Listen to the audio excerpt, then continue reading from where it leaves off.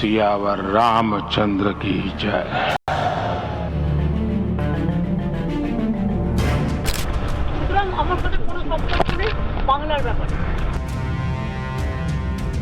हमारा ममता जी के साथ मेरा पर्सनल और पार्टी का बहुत अच्छा रिश्ता है। 2024 में लोकसभा चुनाव में आम आदमी पार्टी के पक्ष में 13-0 पंजाब में कांग्रेस से हमारा एक लंबा सफर है, रास्ते में कभी कभी स्पीड ब्रेकर आ जाते हैं।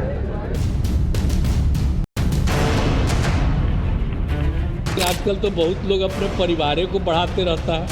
अमरावती की लड़ाई नहीं है, ये बीजेपी मुक्त महाराष्ट्र करना है, यही लड़ाई है। खेला होवे, खेला होई और खेला होके 25 तारीख के बाद कोई न कोई खेला होगा।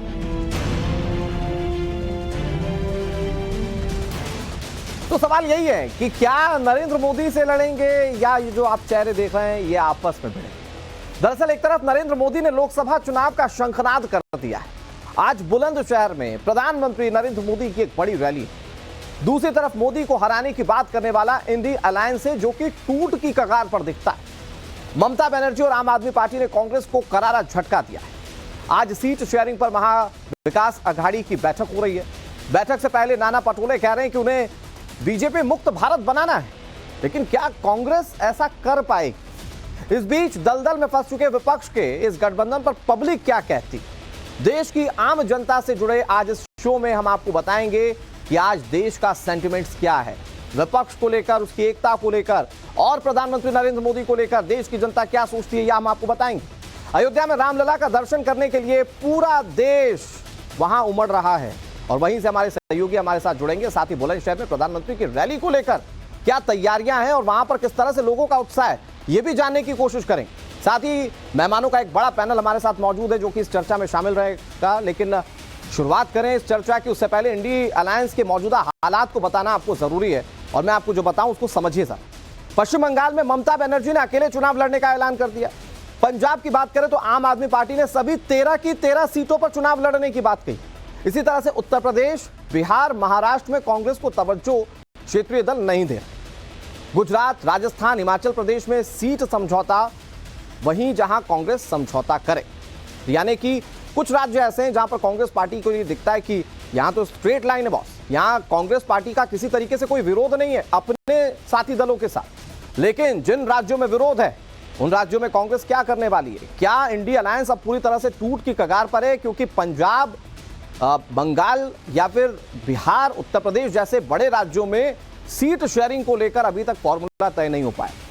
कुछ राज्यों में साथी दल ये साफ कर चुके हैं कि वहां पर वो चुनाव नहीं लड़ेंगे कांग्रेस पार्टी के साथ। तो आने वाले वक्त में इस गठबंधन का क्या होगा, और इसीलिए ये सवाल पूछ रहे हैं कि क्या मोदी से लड़ेंगे या आपस में ही लड़ते रहेंगे। इस चर्चा में मौजूद गेस्ट से बात करेंगे, लेकिन उससे पहले हम आपको बताते हैं कि जनता क्या कहती है। हमारे साथ हमारे सहयोगी जुड़ेंगे और ऐसी जगह से होंगे, ऐसे सेंटर पॉइंट से होंगे जहां पर आपको पूरे देश का मूड समझ में आएगा, यानी कि अयोध्या से। मैं आपको बताता हूं हमारे साथ कौन कौन से मेहमान जुड़ रहे हैं, उसके बाद मैं आपको अपने सहयोगियों से भी तारीफ करवाऊंगा। हमारे साथ चारू प्रज्ञा जुड़ गई हैं जो कि भारतीय जनता पार्टी की प्रवक्ता हैं। ममता काले हमारे साथ जुड़ गई हैं बतौर राजनीतिक विश्लेषक। हमारे साथ अजय वर्मा जुड़ गए हैं जो कि कांग्रेस पार्टी के नेता हैं। विजय राठी हमारे साथ जुड़ गए हैं जो कि समाजवादी पार्टी के नेता है। सभी मेहमानों का बहुत बहुत स्वागत है।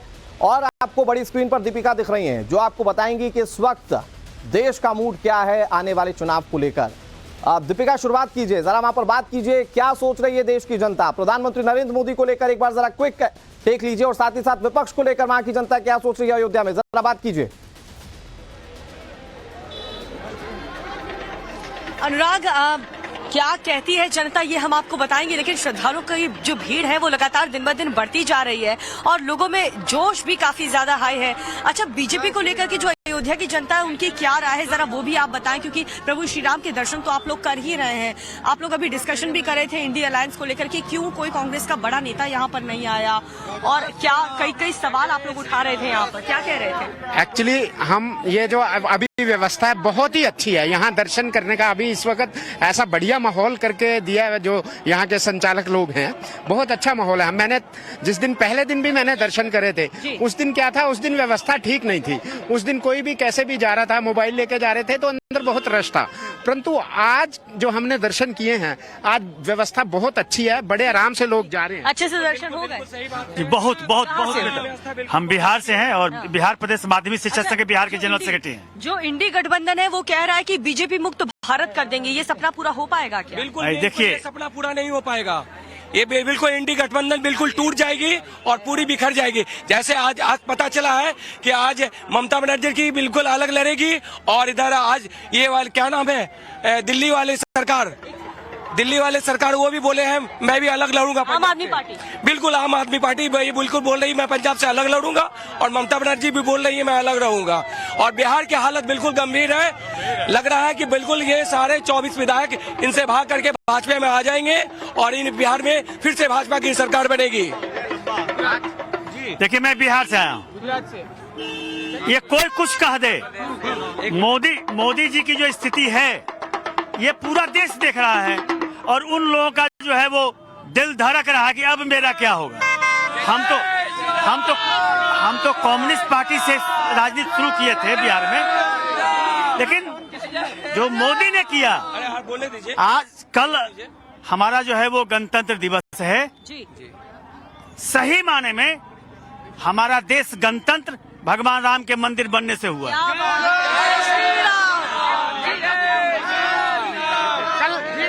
एक्चुअली यहाँ पे जो यहाँ की संचालक समिति थी, उन्होंने निमंत्रण दिया, सरकार को निमंत्रण दिया, उन्होंने सरकार की तरफ से निमंत्रण किया। कांग्रेस के ने एक सेकंड भैया बात नहीं कर पाएंगे, ऐसी बात नहीं, 1 मिनट रुक जाइए। अच्छा, निमंत्रण भेजा गया है लेकिन कोई बड़ा नेता नहीं। निमंत्रण दिया उन्होंने। देखो, किसी के घर में भी कोई फंक्शन होता है, निमंत्रण देता है, कोई नाराज हो तो वो आ जाते हैं। इतना बड़ा फंक्शन है, आपने निमंत्रण भेजा उनको, कांग्रेस को भेजा, पर उन्होंने उनको नकार दिया कि हम नहीं आएंगे। कह रहे थे कि वो सोच रहे होंगे दीपिका, वो विपक्षी दलों के नेता कह रहे थे आस्था हमारा व्यक्तिगत मुद्दा है तो हम जाए ना जाए ये हम तय करेंगे। बहरहाल मैं वैसे चारू प्रज्ञा जी शुरुआत चर्चा की आप ही से करना चाह रहा था। मैं आऊं आपके पास, एक छोटा सा रिएक्शन मैं अजय जी से ले लेता हूं। अजय जी, ये जो अयोध्या में लोग इकट्ठा हैं, इसको आप बीजेपी के सपोर्टर तो नहीं कह देंगे? इनका मूड सुनने के बाद ये तो कोई किसी की जुबान पर कांग्रेस नहीं है या विपक्षी दल नहीं है। अनुराग जी, ये लोगों के अपने अपने विचार हैं, जो जिसके विचार दे रहे हैं वो अपने विचार रख सकता है। इसीलिए तो भारत का लोकतंत्र कायम है, नहीं यहाँ तो जर्मन की तरह तानाशाह लागू हो जाता।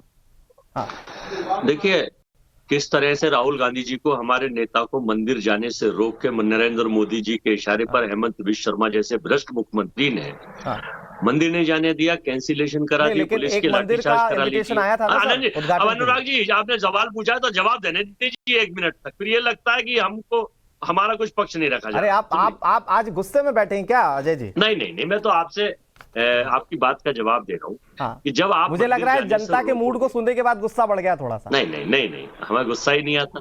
गुस्सा तो मित्र मीडिया को आता है। तो मेरा अनुराग जी ये है कहने का कि जब मंदिर दर्शन जाने से रुकेंगे और जब शंकराचार्य हम लोगों को इनवाइट करेंगे, बुलाएंगे, जिनका योगदान रहा, 90 सुनवाई हुई सुप्रीम कोर्ट में, 50 मुस्लिम पक्ष ने सुनी थी, 40 दिन शंकराचार्यों ने सुना था। ना आरएसएस का कोई योगदान था, ना हिंदू परिषद का योगदान था, ना बीजेपी का योगदान था। उठा लीजिए सुप्रीम कोर्ट का वो। लेकिन जिस वक्त चुनाव जीतने का बहाना आ गया, आधे अधूरे मंदिर पर निर्माण कर बिना पत्नी के निर्माण सुबह जाके यजमान बनकर, और देश को दिशा किस तरह से दी जा रही है कि किस तरह से भगवान को पॉलिटिसाइज करा जा रहा है, राम को पॉलिटिसाइज करा जा रहा है, भगवान छोटे कर दिए, आदमी बड़े हो गए, पार्टी बड़ी। बोलना नहीं चाह रही, लेकिन ये क्या बातें बोल रहे हैं, देखिए। नहीं, 1 मिनट अजय जी, आप वो जो विद्वान पूजा पाठ करवा रहे थे, आप या कांग्रेस पार्टी उनसे ज्यादा जानती है क्या? और दूसरी चीज, सवाल तो ये है ही नहीं अजय जी, सवाल तो ये है ही नहीं कि वहां पर मंदिर को लेकर क्या हुआ क्या नहीं हुआ, वो तो जनता को तय कर लेने दीजिए, उनकी अपनी आस्था है। मैं तो ये कह रहा हूं कि चुनाव को लेकर क्या सेंटिमेंट दिख रहे हैं, चुनाव पर बात कीजिए ना।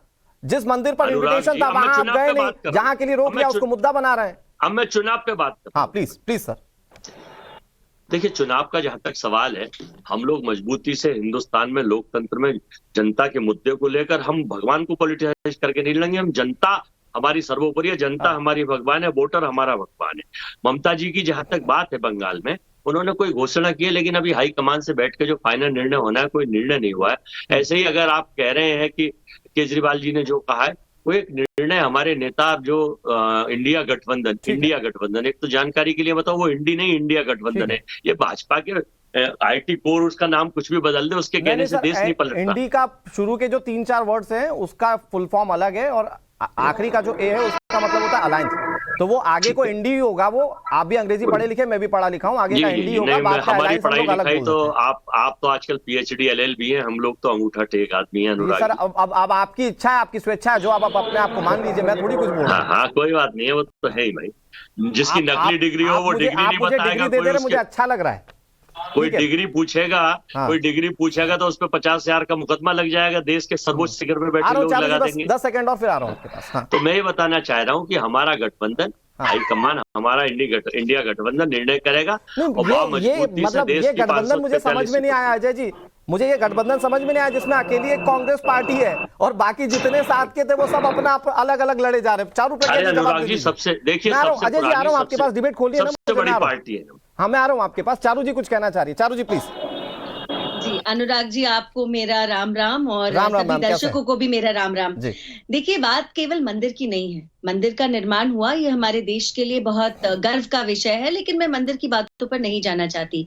मंदिर के विषय से लेकर मैं आपको एक बात जरूर कहना चाहती हूँ। जिस पार्टी के मैनिफेस्टो में पहले से लेकर आज तक इस मंदिर के निर्माण की बात कही गई थी, इस मंदिर के निर्माण के साथ धारा 370 हटाने की बात कही गई थी, आज इन सारे कामों का हो जाना जनता को ये दिखाता है कि मोदी जी जो कहते हैं वो करके दिखाते हैं। We deliver. मोदी की गारंटी चलती है इस देश में, सबसे बड़ी बात यह है। और अगर आप हमारे धर्म की बात करें तो ऐसा नहीं है जब हम धर्म का पालन करते हैं तो डेवलपमेंट पीछे छोड़ देते हैं, क्योंकि एक तरफ मंदिर में प्राण प्रतिष्ठा हो रहा था भगवान श्री राम का, और दूसरी तरफ मोदी जी अनाउंस कर रहे थे 1 करोड़ घरों में सोलर पैनल लगाए जाएंगे इस देश के।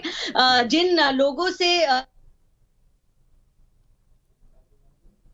कुछ तो जी, मेरी आवाज चली गई है, मेरी लाइट चली गई है घर में जी। आपकी आवाज आ रही है चारू जी, आप प्लीज अपनी बात को कंप्लीट करिए। मैं अपनी बात खत्म करती हूँ। हाँ जी, तो केवल बात ये नहीं है कि हम लोग धर्म की बात करते हैं, हम डेवलपमेंट पे डिलीवर कर रहे हैं यहाँ पर अनुराग जी, हर दिन निरंतर डिलीवर कर रहे हैं। और इंडिया अलायंस तो देखिए पहले दिन से हम बोल रहे हैं एक बोगी है, इनके पास केवल ऑप्टिक्स हुआ करते थे, अब इन्होंने ऑप्टिक्स भी खो दिए है ना। प्रदर्शन तो करते थे, एक फोटो ऑफ तो कर ही देते थे हर बार जब मीटिंग करते थे, अब इन्होंने फोटो ऑफ का चांस भी खो दिया है। चाहे वो पंजाब में आप हो, उत्तर प्रदेश में समाजवादी पार्टी हो, या बंगाल में TMC हो, इंडिया अलायंस की जो बोगी थी अब खत्म हो गई और ये सच्चाई जनता के सामने आ गई है। इस बात को लेकिन अभी ऑपोजिशन के लीडर्स को शायद अपनाने में थोड़ा समय लग जाएगा। चारू जी, अब एक बार थोड़ा सा आपकी व्यवस्था दुरुस्त कर लें, आपको जब विजुअल आ जाए तो आपके पास आ रहे हैं। मैं बहुत जल्दी से आता हूं समाजवादी पार्टी के पास। विजय राठी जी, चूंकि अभी कुछ दिन पहले तक जेडीयू के नेता बहुत खुलकर कह रहे थे ये तो चाय नाश्ते वाली बैठक होती थी, बाद में उन्होंने कहा कि साहब नाश्ता तक नहीं दिया। लेकिन सवाल ये नहीं था कि चाय नाश्ते में क्या मिल रहा है, सवाल ये था कि आप लोग सीट शेयरिंग को लेकर जो सबसे बड़ा पेंच आप लोगों के बीच में है, चाहे वो TMC और कांग्रेस के बीच में हो, चाहे आपके और कांग्रेस के बीच में हो, या फिर बिहार की स्थितियां हो, वो सीट शेयरिंग को लेकर वो फॉर्मुलेशन तय नहीं हो पा रहा है। और उसी को लेकर पूरी रार सामने कि आज तक जहां बीजेपी एक्टिव कैंपेनिंग में जुट गई है, दूसरी तरफ आप लोग अभी यही नहीं तय कर पा रहे कि कितनी सीट पर कौन कहां लड़ेगा। देखिए, मैं बता दूं अनुराग जी, ये आज से नहीं, ये बहुत पहले से दिक्कत है। चाहे वो भारतीय जनता पार्टी के नेता हों या उनके दल में शामिल लोग हों, या मैं आपको नहीं कहूंगा लेकिन मीडिया के और बहुत से साथी जिनको बड़ी उत्सुकता रहती है जानने के लिए कि आखिर चल क्या रहा। मैंने पहले भी एक टीवी पे एग्जाम्पल दिया था कि जब IPL खेलते हैं तो एक ही देश के खिलाड़ी अलग अलग खेलते हैं और पूरा डेडिकेशन के साथ खेलते हैं, एक दूसरे के अगेंस्ट खेलते हैं। अच्छा। लेकिन जब वो अपनी टीम के लिए, देश के लिए खेलते हैं तो वहां भी वो अपना 100% देते हैं, वो बढ़िया खेलते हैं। आज अगर इंडिया अलायंस में कोई नेता किसी चीज का बयान दे देता है तो सबसे ज्यादा परेशानी तो हम लोगों को होनी चाहिए, लेकिन जो इंडिया अलायंस में उनको परेशानी नहीं होती। सबसे ज्यादा परेशानी बीजेपी वालों को और कुछ दूसरे ऐसे साथियों को, वो जानना चाहते हैं कि चल क्या रहा है। अच्छा, मैं विजय राठी जी एक बहुत आसान से सवाल देखिए, मुझे कंप्लीट करने दीजिए। एक बहुत छोटा सा सवाल है, ज्यादा नहीं, मैं बिल्कुल सीधी बात बोलूंगा। हो सकता है हमारी स्ट्रेटजी हो, अगर अभी मैं सुन रहा था पंजाब में कोई अलग बोल रहे हैं, भगवंत मान जी या ममता दीदी अलग बोल रही हैं। देखिए, लास्ट में देखिएगा, सबसे पहले मैं बता दूं, जो जहां मजबूत है वो लड़ेगा और सब लोग साथ हैं। ये आप ध्यान रखिएगा कि सब लोग साथ हैं। ये जो जहां मजबूत है वो लड़ेगा, तो इस हिसाब से तो कई राज्यों में कांग्रेस पार्टी को मुझे लगता है एक सीट नहीं मिल पाएगी। आप लोग लड़ने नहीं देंगे कांग्रेस पार्टी को? नहीं, अभी चीजें फाइनल नहीं हुई हैं। अगर कोई कहीं बयान चल रहा है मतलब तो जो जहां मजबूत है उस हिसाब से ही सीट मिलेगी ना। अभी कुछ समय पहले तक मध्य प्रदेश को लेकर भी बहुत सारी चीजें चली थी। उसके बाद भी सीट शेयरिंग की बात उत्तर प्रदेश में हमारी चल रही है। अब आप कहते हैं कि कल क्यों नहीं है, आज क्यों नहीं हुआ। अच्छा विजय जी, परसों क्यों नहीं हुआ। विजय जी अब देखिए आपने अच्छा खासा बोल दिया। विजय जी मेरी एक छोटी सी बात सुन लीजिए, एक छोटा सा सवाल सुन लीजिए। मैं ममता काले के पास जाना चाहता हूं। या तो सही में आप हमारे शुभचिंतक हैं कि आप नहीं, हाँ बिल्कुल विजय जी, अब आप बिल्कुल मुद्दे पर आ रहे हैं। मैं एक छोटा सा सवाल आपसे पूछ रहा हूँ, लेकिन सुनिए विजय जी ऐसे ओवरलैप हो जाएगा, आप मेरा सवाल नहीं सुन रहे ना। आप सवाल तो सुन लीजिए गुरु। मैं कह रहा हूं विजय जी कि मान लीजिए मैं हूं ना देश का वोटर, मानते ना आप, मैं देश का वोटर हूं। मान लीजिए कि मैं बीजेपी को वोट नहीं दे रहा हूं, मैं वोट दे रहा हूं किसी विपक्षी पार्टी को। अब मेरी सीट पर कौन चुनाव लड़ेगा, मैं अपना कैंडिडेट अपनी पार्टी जब नहीं देख पाऊंगा, क्योंकि आप में डाइवर्सिटीज बहुत है ना, तो मैं अगर यही नहीं तय कर पाऊंगा कि मेरी तरफ से कौन चुनाव लड़ेगा या फिर कौन सी पार्टी मेरे सीट पर चुनाव लड़ेगी, तो मैं कैसे अपना माइंड मेकअप कर पाऊंगा। तो एक वोटर के तौर पर आप मुझे जवाब दीजिए ना। मैं देखिए अनुराग जी, ऐसा है जब देश में बच्चों को नौकरी ना मिल रही हो और किसान अपने खेत में खड़ा हो गेहूं बोने के बाद पूरी रात तो सर्दी के ठिठुरन में सांड और इनसे अपनी रक्षा कर रहा हो अपनी फसल की। आप आकर के देखिए पश्चिमी उत्तर प्रदेश की, जहां की मैं मेनली बात कर रहा हूं, ये सब जगह की बात है जहां इतनी तानाशाही हो, जहां अपराध में उत्तर प्रदेश नंबर 1। विजय जी बड़ी दिक्कत क्या है कि इन मुद्दों को भी आप कलेक्टिव ढंग से सामने नहीं रख पाते। मैं आ रहा हूं आपके पास, एक बड़ी खबर आ रही है, मैं आऊंगा आपके पास विजय जी, मैं आऊंगा आपके पास। एक बड़ी खबर आ रही है, लालू यादव की बेटी रोहिणी आचार्य का ट्वीट सामने आया। उन्होंने बिना नाम लिए नीतीश पर निशाना साधा है। ट्वीट कर लिख रही है, खींच जताए क्या होगा, अक्सर कुछ लोग नहीं देख पाते अपनी कमियां। अब ये क्यों है, इसके पीछे का मर्म समझिए। नीतीश कुमार ने परिवारवाद की बात खुले मंच से कह दी थी। अब लालू परिवार में राजनीति को लेकर परिवारवाद किसी से छिपा थोड़ी है। तो जो नीतीश कुमार ने कहा था, अब ये माना जा रहा है कि ये रोहिणी आचार्य जो ट्वीट कर रही हैं, ये ट्वीट नीतीश कुमार को लेकर ही किया गया। खींच जताए क्या होगा, ये शब्द रोहिणी आचार्य के। और आगे उन्होंने लिखा, अक्सर कुछ लोग अपनी कमियां नहीं देख पाते। क्या ये नीतीश कुमार के लिए? उन्होंने कहा कि दूसरों पे कीचड़ उछालने को करते हैं बदतमीजियां। बड़े शायराना अंदाज में रोहिणी आचार्य का ये ट्वीट है। और सियासत में इसके क्या मायने हैं, आप अपने आप में बहुत सारी चीज़ें समझ सकते हैं। जिस तरीके से अभी सीट बंटवारे को लेकर सारा जो रात छिड़ा हुआ है, उस बीच में ये ट्वीट अपने आप में बहुत कुछ कह देता है। विजय जी अपनी बात को 10 सेकंड में कंक्लूड कर लीजिए। अभी तक तो मैं कहाँ आपके और कांग्रेस के इक्वेशन को समझ रहा था, यहाँ पर जेडीयू और आरजेडी जो पूरी तरह से एकजुट होकर आप लोगों को इकट्ठा कर रहे थे, अब उनके टूट होने की जो खबरें वो सामने आ रही है। मैं आ रहा हूँ अजय जी, इसके बाद आऊंगा आपके पास। विजय जी 10 सेकंड इसका जवाब ले लीजिए मुझसे। जवाब मैं अजय जी आ रहा हूँ, अजय जी आ रहा हूँ आपके पास। शुरुआत आप ही से की ना अजय जी। किसान परेशान है विजय जी, 10 सेकंड। बदलने के लिए जनता तैयार बैठी है। जनता को चाहिए इंडिया अलायंस से कैंडिडेट आए और मजबूत कैंडिडेट हम देंगे जो भारतीय जनता पार्टी और सरकारी। अरे तो विजय सर आप पहले तय तो कीजिए कैंडिडेट कौन होगा, सामने होगा। पहले आप ये तो तय कीजिए कि चुनाव लड़ेंगे कैसे, किस स्वरूप में लड़ेंगे। चारू जी प्लीज, चारू जी कब लड़ना सोच रहे हैं? 29 में, चारू जी प्लीज लड़ रहे हैं क्या चुनाव आप? नहीं, देखिए ऐसा है ना, हमारे पास सरकारी मशीनरी नहीं है, हमारे पास सरकारी पैसा नहीं है दुरुपयोग करने के लिए।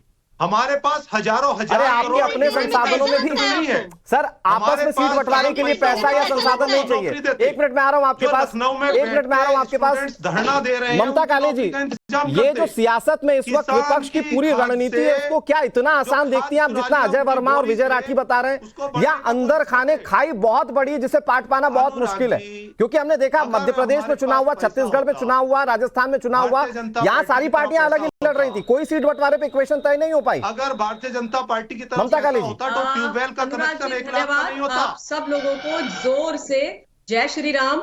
और जो भानुमति का पिटारा इन लोगों ने इकट्ठा किया है, मैं सिर्फ इतना बोलना चाहती हूँ कि जो कुनबा इकट्ठा कर तो लिया, उसको ये समेट और संभाल नहीं पा रहे हैं। इनकी अपनी जो तकलीफ है वो ही खत्म नहीं हो पा रही है। अब देखिए हालत इतनी खराब है कि कल ममता बनर्जी ने जो तेवर दिखाए हैं कांग्रेस को ना, वो देखने लायक थे। मतलब उन्होंने बोला 42 की 42 सीटों पर मैं चुनाव अकेला चलूंगी, अकेले लड़ूंगी। 2 सीटें दे रही थी, अब उन्होंने बोला अब तुमको दूंगी मैं अंडा, क्योंकि कांग्रेस ने वहां पर मांगी थी 10 से 15 सीट। अब यहां पर उत्तर प्रदेश की बात हो रही है, एसपी की बात हो रही है। देखिए कुछ दिन पहले सीट शेयरिंग को लेकर के मुकुल वासनिक जी के घर में एक बैठक हुई थी जिसमें राम गोपाल यादव आए थे।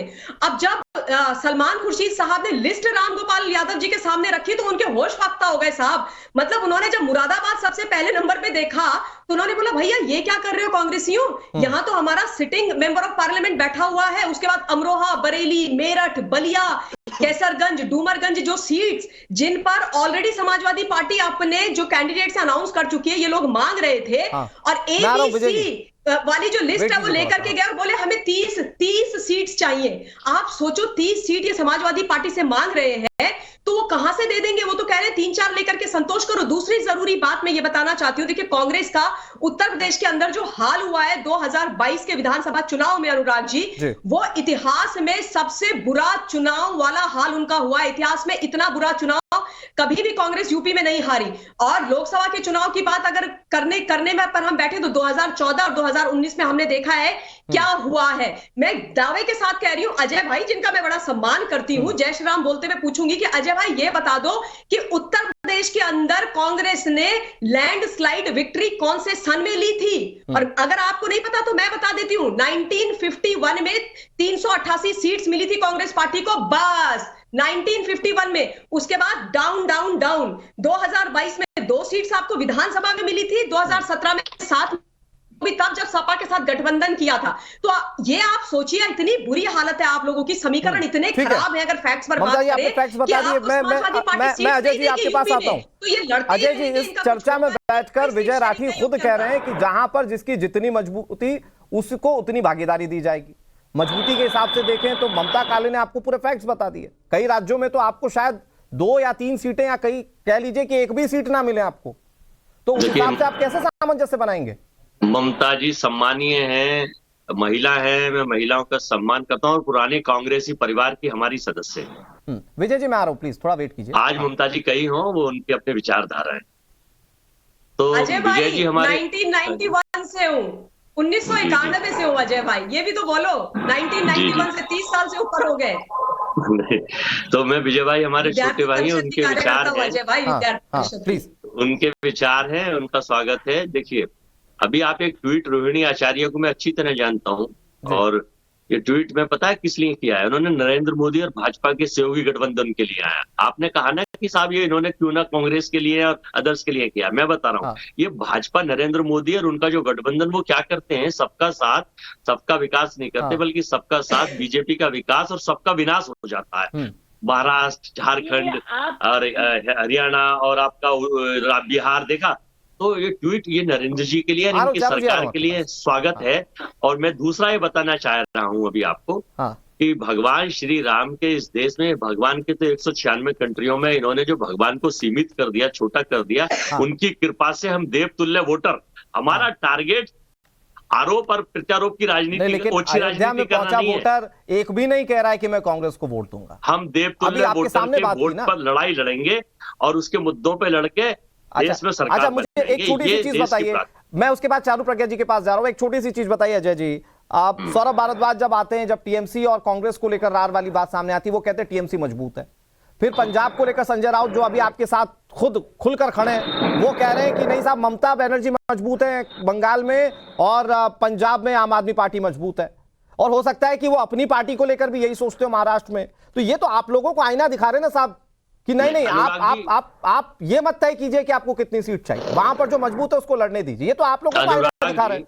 ये निर्णय हमारी इंडिया गठबंधन करेगा, लेकिन कभी आपने 38 दल वाले गठबंधन के सवाल पूछे कि राजभर जी कहाँ क्या कह रहे हैं, साइनी साहब क्या कह रहे हैं, बिहार के लोग क्या कह रहे हैं, कभी उनसे आपने चर्चा नहीं करी, क्योंकि वहां वो प्रोपोगंडा चलाते हैं, वो एजेंडा चलाते हैं भाई। अच्छा ठीक है, चारू प्रज्ञा कुछ जवाब देने। चारू जी इनके गठबंधन पर बात हो रही है, ये कह रहे हैं आपके गठबंधन पर बात नहीं होती है। नहीं, क्योंकि हमारे गठबंधन में कंफ्यूजन नहीं चल रहा है ना। हमारे गठबंधन के नेता क्लियर है, हमारे गठबंधन में ज्यादातर कौन कहां से चुनाव लड़ेगा ये क्लियर है, हमारे गठबंधन की नीति क्लियर है, हमारे गठबंधन का अगले 5 साल को लेकर नहीं, भारत के लिए मोदी जी ने जैसे राम मंदिर में कहा, इस बार अगले 1000 साल का एक विजन लेकर चलने वाली लीडरशिप है। तो हमारे मत करिए। देखिए यहाँ पर बैठकर ये बोलना बहुत इनके लिए आसान है कि इंडिया अलायंस साथ में है, लेकिन मैं एक बात याद दिला देना चाहती हूँ अनुराग जी, 2018 तक चलते हैं, पिछले 6 साल पीछे चलते हैं। 2018 में पहली बार ये सारे विपक्षी नेता एक मंच पे खड़े हुए थे हाथ पकड़कर। आपको याद होगा उस समय कर्नाटक में सीएम की शपथ हो रही थी। तब से लेकर आज तक फोटो ऑप्स के अलावा मैंने कुछ देखा नहीं। और मुझे एक और बात बताइए, 19 में भी तो ये सब साथ ही में लड़े थे ना, कब साथ में नहीं लड़े? गठबंधन बना लिए, महागठबंधन बना लिए। देखिए चुनाव में कोई फर्क नहीं होगा। लेकिन कांग्रेस पार्टी की ओर से अजय वर्मा जो बैठे हुए वो ये सवाल पूछ रहे हैं कि देवतुल्य वोटर हमारा साथ देगा। प्रधानमंत्री ने अपनी कैबिनेट की बैठक में ये कहा था कि आप लोगों को क्या फीडबैक मिला। अगर मैं बतौर बीजेपी नेता आपसे समझूं कि क्या फीडबैक मिला इस पूरे राम मंदिर के इवेंट को लेकर, क्या सब कुछ बीजेपी के पाले में जाता हुआ दिख रहा है क्या यहां से? देखिए, बीजेपी के पाले में सब कुछ इसलिए आता है क्योंकि हम जनता की बातें, भावनाएं, आस्था सब समझते हैं। उनके सपने समझते हैं हम, उनका पास्ट, उनके फ्यूचर, हर चीज को हम कनेक्ट करके चलते हैं और इसीलिए हम जीतते हैं। ये कोई कोइंसिडेंस नहीं है, ये कोई तुक्का नहीं है, क्योंकि पिछले 10 सालों से हमने ये काम करके दिखाया और एक सेकंड के लिए भी हम जमीन से हटे नहीं है और जनता के मुद्दे से हम दूर नहीं हो पाए। कांग्रेस की मैं आपको एक बात वेस्ट बंगाल की बता रही थी, 2 सीट आई थी तो ममता दीदी ने ठीक ही किया ना। क्यों अपनी जीती जिताई सीटें वो कांग्रेस के साथ बांटना चाहेंगी? बिल्कुल बांटना चाहेंगी। कांग्रेस का ना कोई वोट शेयर था, ना कोई वहां पे जान पहचान थी, उनको लोग वोट देने वाले भी नहीं वो बटोर पाए थे। तो देखिए, आज की तारीख में वो चाहे वेस्ट बंगाल हो, आज की तारीख में आप जहां पर और चुनाव लड़ना चाहते हैं, झारखंड में आप जेएमएम की वजह से सरकार में आए थे, वो भी सच्चाई है। महाराष्ट्र में भी आपके अलायंस पार्टनर्स के ही दम पर कंधे पे खड़े होकर आप चलने की कोशिश कर रहे थे, वहां पे भी कुछ नहीं बदला है। अच्छा, आप किसके साथ अलायंस करेंगे? हिमाचल में वहां पहले भी अकेले लड़ते थे, आज भी अकेले लड़ेंगे। पंजाब में आपको अभी तो चारू जी चर्चा बहुत बेहद हो नहीं रही है। अभी तो केरल के इक्वेशन पूछ लीजिए तो आप ये बता नहीं पाएंगे कि जिस लेफ्ट के खिलाफ आप लगातार लड़ रहे थे, आज उसी के साथ मिलकर वोट मांगेंगे तो जनता एक्सेप्ट करेगी क्या? वहां के क्या इक्वेशन होंगे? मतलब क्या वहां पर विपक्षी खत्म कर देंगे क्या? अजय वर्मा जी बहुत जल्दी से संक्षेप में जवाब दे दीजिए चारू प्रज्ञा को, फिर मैं जा रहा हूं आपके पास। विजय जी मैं आपके पास आ रहा हूं, उसके बाद फिर मैं ममता काले के पास जाता हूं। Ajay ji 10 second please. चारू जी अभी अपना एजेंडा बता रही थी और झूठ सच जो बोलती थी, अब चूंकि इनको जो एक आईटी सेल से एक लेटर मिल जाता है कि आपको टीवी पे केवल ये बोलना है। चारू जी ये नहीं बताएंगे। चारू जी मैं बीच में नहीं बोला था, आप योग्य प्रवक्ता है। मैं ये बताना चाहता हूँ, मैं कह रही हूँ कि जनता निर्णय लेगी। मैं ये बताना चाह रहा हूँ कि हम भगवान श्री राम को पॉलिटिसाइज नहीं करते, हम भगवान श्री राम को छोटा नहीं करते, हम सनातन का अपमान नहीं करते, हम शंकराचार्यों को अपमानित नहीं करते। अपने अंधभक्तों से लोग उनके खिलाफ एक एजेंडा तैयार नहीं कराते। नहीं, अब आप बीच में बताइए। हम हिंदू धर्म को अपमानित नहीं करते, हम शंकराचार्यों को अपमानित नहीं करते, हम देश के वोटर को अपमानित नहीं करते, भगवान श्री राम को छोटा नहीं करते। हमारा काम ये है कि मुद्दों पर, देश के मुद्दों पर, महंगाई पर, बेरोजगारी पर, नौकरी पर लड़ाई लड़ें। लड़ाई लड़ेंगे। लड़ाई लड़ी थी 2014 में, एक महामानव आए थे, उन्होंने कहा था मित्रों 2 करोड़ नौकरी हर साल मिलेंगी, 15 लाख सबके अकाउंट में आएंगे, अमीर गरीब हो जाएगा, चप्पल वाला भी जहाज में जाएगा। और फिर केंद्रीय गृह मंत्री जी ने कहा कि जुमला चल रहा है, देश के एयरपोर्ट दुगने हो गए हैं, 25 करोड़ लोग गरीबी रेखा के ऊपर आ गए हैं, पर आपको ये दिखाई नहीं देगा सर। आश्रित कर दिया, 80 करोड़ लोगों को 5 किलो अन्न पर आश्रित कर दिया। उन्होंने नौकरी मांगी थी, उन्होंने अन्न नहीं मांगा था आपसे। समझ नहीं आते हैं क्या? इस देश को आप भुखमरी के कगार पर ले जा रहे हैं। कर्जा 2,55,000 करोड़ रुपए हो गया, डेप्ट 12,53,000 करोड़ रुपए हो गया। बदल गई है, गाँव इस देश में डेप्ट 12,53,000 करोड़ रुपए हो गया। ठीक है चारू प्रज्ञा जी और अजय जी, ठीक है आप लोगों ने मुद्दों पर अच्छा घेरने की कोशिश की, ठीक है। विजय राठी बहुत देर से इंतजार कर रहे हैं। इस देश में प्रति व्यक्ति आय। अजय जी ठीक है, आपने अपनी बात कह दी, आपने अपनी बात कह दी, मैं सारी बात समझ गया। लेकिन फिर मुद्दा ये है कि अगर विजय जी आपके पास बहुत सारे मुद्दे हैं और आपके पास एक मजबूत बड़ा विपक्ष है जिसको आप साथ लेकर चुनाव लड़ेंगे, तो आप मुद्दे पर बात कर ही कहां पा रहे हैं? आप तो आंतरिक लड़ाई से जूझ रहे हैं ना आज। तो नहीं, आंतरिक लड़ाई तो अनुराग जी हमारी हो जाएगी, लेकिन मुद्दों पे बहस हो कर रही है। ये तो development politics versus emotional politics हो गई ना। डेवलपमेंट में हम बात करते हैं। आप मुझे एक चीज बताइए अनुराग जी, क्या आपने प्रधानमंत्री जी या इनके किसी प्रवक्ता के मुंह से जीएसटी पे वोट मांगते सुना या नोटबंदी पे? ये नोटबंदी का जिक्र भी नहीं करते क्योंकि ये जानते हैं कितना बड़ा फेलियर था। लेकिन 2019 में तो आपने सुना कि नौकरी का रोजगार किसी ने वोट नहीं दिया आपको, आप किसी वो नहीं बोल रहे, आपने बोला ना, लेकिन आपको कहां वोट मिले सर? किसानों के ऊपर बात करते देखा आपने? देखिए वोट मिलना एक अलग चीज है, पहले जो मैं बात करूं उसको समझिए क्या आपने किसानों के लिए बात करते सुना इनको? क्या आपने नौकरी के लिए बात करते सुना है? की बात करते किसी के लिए दोगुनी आय हो गई? आप बता दीजिए ईमानदारी से दिल पे, क्या किसानों की आय, आपके पड़ोस में किसान होंगे, आप भी किसान परिवार से ताल्लुक रख, क्या आय दोगुनी हो गई है? देखिए झूठ नहीं बोलिएगा, ये डेवलपमेंट की पॉलिटिक्स नहीं करते, ये इमोशनल पॉलिटिक्स करते हैं। और मैं बता दूं इनकी थ्योरी, हमारी बहन अभी बोल रही थी, आप मुद्दे की बात करें, मुझे अच्छा भी लग रहा है, लेकिन इस मुद्दे पर आप लोग बहन बोल रही थी कि जो आप तो सीट बंटवारे पर उलझे हुए हैं ना सर। 2000 सीट बंटवारा हम कर लेंगे, पहले बताइए 2019 का इन्होंने मन बताया कि अभी है यार, वो पास्ट की थ्योरी पे क्या फ्यूचर उस पर डिसाइड होता है क्या? ठीक है ममता काले जी, मेरे पास दूसरा मैं बता दूं आपको, आखिरी के कुछ समय बाकी है, मुझे बताइए कि ये भविष्य क्या दिखता है इसका? एक तरफ बीजेपी फुल फोर्स के साथ तैयारी में, जहां प्रधानमंत्री नरेंद्र मोदी आज बुलंदशहर में दिखेंगे, लेकिन दूसरी तरफ विपक्ष आज सिर्फ सीट बंटवारे पर ही सीमित है। और अभी जो राहुल गांधी यात्रा निकाल रहे हैं, उसमें भी राहुल गांधी ने किसी को सम्मिलित नहीं किया, इसको लेकर भी नाराजगी विपक्षी दलों में। जी अनुराग जी, ये आपने भारत जोड़ो अन्याय यात्रा की बात बिल्कुल सही करी है। देखिए, जब ये यात्रा आरंभ करने वाले थे तब अखिलेश यादव जी ने बोला था कि यात्रा वात्रा बाद में करना, पहले सीट शेयरिंग पर बात करो, पहली बात। दूसरा, कल ममता दीदी ने क्या बोला वेस्ट बंगाल में? दीदी ने बोला कि मैं इंडिया अलायंस की मुख्य घटक दल हूं, और राहुल गांधी ने तो मुझे ये तक नहीं बताया कि मेरे राज्य के अंदर यात्रा आ रही है, इनकी यात्रा पात्रा गई तेल लेने और अब मुझे इससे कोई लेना देना नहीं है। तो देखिए ये वाली बात, और दूसरी जरूरी बात, भविष्य ना बिल्कुल अंधकारमय है, क्योंकि क्या है ना कि ये जो सारे के सारे लोग हैं आपस में लड़ रहे हैं। कांग्रेस पार्टी को देख के मुझे दुख होता है। अजय भाई आपने सही बोला, बिल्कुल कांग्रेस परिवार की बेटी हूं, इसमें कोई मुझे बोलने में कोताही नहीं है। मेरे पिताजी इंदिरा जी के बहुत करीबी रहे हैं, और इसलिए मैं आज भी कह रही हूं कि कांग्रेस पूरी खराब है, ऐसा नहीं है। आप भी अपवाद हैं, आप भी अच्छे नेता हैं, लेकिन 3 लोगों ने, एक परिवार के 3 सदस्यों ने कांग्रेस का भट्टा बैठा दिया है। आप भी देख रहे हैं, मैं भी देख रही हूं कि राष्ट्रीय पार्टी आज क्षेत्रीय पार्टियों के सामने मुंह नहीं खोल पा रही है।